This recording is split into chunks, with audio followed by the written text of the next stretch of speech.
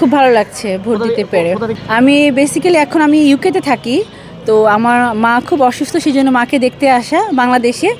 তো আলহামদুলিল্লাহ আমার আম্মা একটু বেটার। আর আসলে আমি আমার বাসা ছিল এখানে আগে, ফজলুল হক হলে আবাসিক এলাকা আমার বাসা ছিল।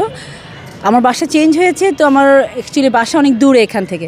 বাট আমার ভাগ্নিরা খুব আমাকে ইনসিস্ট করলো যে ভোটটা দিতে আসার, ওরা নিজেরা আমাকে মেট্রোতে করে নিয়ে আসলো যাতে আমি ভোটটা দিই। ভালো লাগছে, সোফার সার্থক, এবং আমার মা আলহামদুলিল্লাহ বেটার আগের থেকে, সেই জন্য আমার আসলে আশা যে না আমি ভোটটাও দিয়ে আসি। তো ইউকে থেকে মাকে দেখার জন্য না, ভোট দেওয়ার জন্য তো এসেছেন, ব্যাপারটা মনে হয় না, আমার আইডি কার্ডটা আমি নিয়ে এসেছিলাম সাথে, যে যদি আমার সুযোগ হয় আমি ভোটটা দিব, কারণ একটা ভোট তো খুব ইম্পর্ট্যান্ট।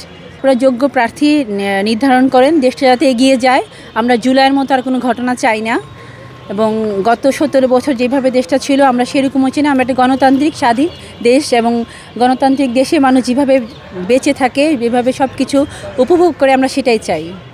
সবাই যাতে ভালো থাকে, এবং সবার আগে বাংলাদেশ আমরা চাই শুধু বাংলাদেশটার ডেভেলপমেন্ট, আর কিছু না। এবং সবাই এখানে দুর্নীতি মুক্ত এবং স্বাধীনভাবে ভালোভাবে বেঁচে থাকবে, সেটাই আমরা চাই।